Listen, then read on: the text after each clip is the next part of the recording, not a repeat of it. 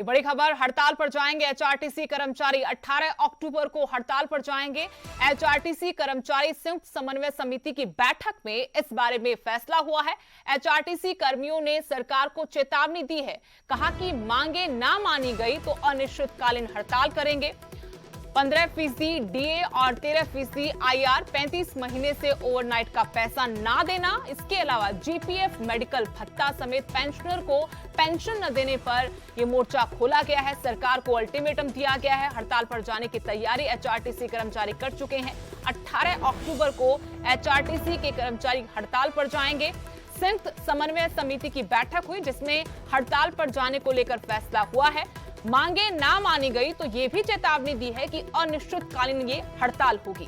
बता दें कि 15% डीए, 13% आईआर, 35 महीनों से ओवरनाइट का पैसा ना देना, इसके अलावा जीपीएफ, मेडिकल भत्ता समेत पेंशनर को पेंशन ना देने की वजह से ये नाराज है और अब हड़ताल पर जाने का फैसला किया है।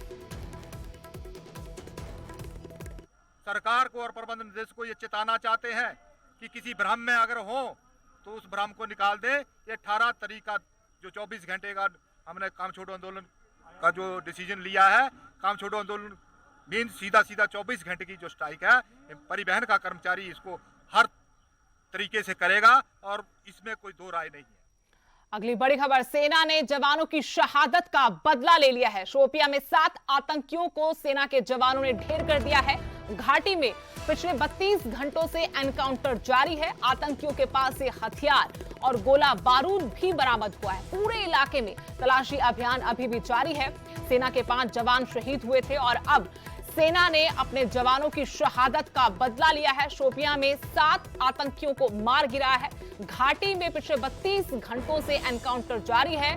जिन आतंकियों को ढेर किया गया है उनके पास से हथियार और गोला बारूद बरामद हुआ है। पूरे इलाके में सर्च ऑपरेशन जारी है।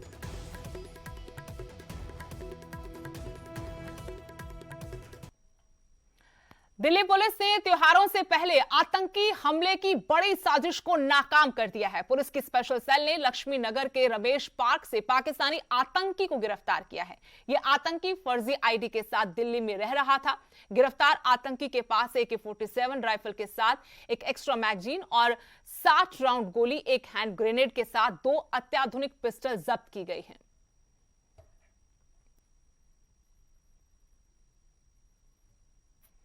और बड़ी खबर, बच्चों को जल्द कोरोना की वैक्सीन लगेगी। 2 से 18 साल के बच्चों को वैक्सीन लग पाएगी। डीसीजीआई को सब्जेक्ट एक्सपर्ट कमेटी ने अपनी सिफारिश भेज दी है। मंजूरी के बाद पहला टीका लग जाएगा। बच्चों को 28 दिन के अंदर दोनों डोज दी जाएंगी।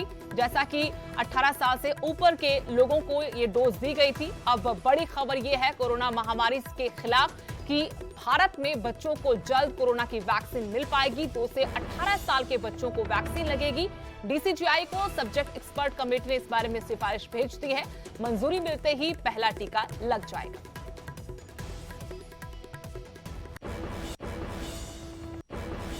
कोरोना का टीका बच्चों के लिए लॉन्च हो चुका है। 2 से 18 साल के बच्चों को कोरोना का टीका अब लगाया जाएगा। आज से कोवैक्सीन को स्वास्थ्य मंत्रालय ने मंजूरी दे दी है। ये टीका 3 चरणों में बच्चों को लगाया जाएगा। पहला जो चरण होगा उसमें 12 से 18 साल के बच्चों को, दूसरे चरण में 5 से 12 साल के और तीसरे चरण में 2 से 5 साल के बच्चों को कोरोना का टीका लगाया जाएगा। और साथ ही ये जो टीका है ये 2 चरणों में लगाया जाएगा। पहले और दूसरे चरण में 28 दिन का फर्क होगा।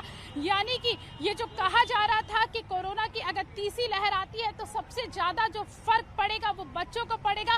तो भारत के लिए और सबसे ज्यादा माता पिता के लिए सबसे खुशी की बात है कि भारत में कोविड का जो टीका है बच्चों के लिए 2 से 18 साल तक के लिए वो लॉन्च हो चुका है।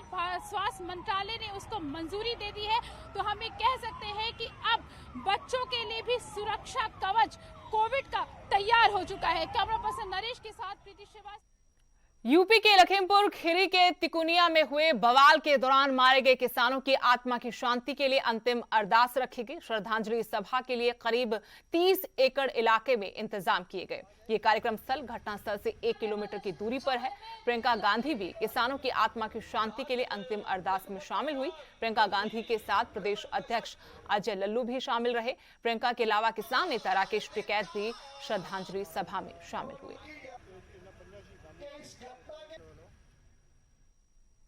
और यहां रुकेंगे छोटे से ब्रेक के लिए।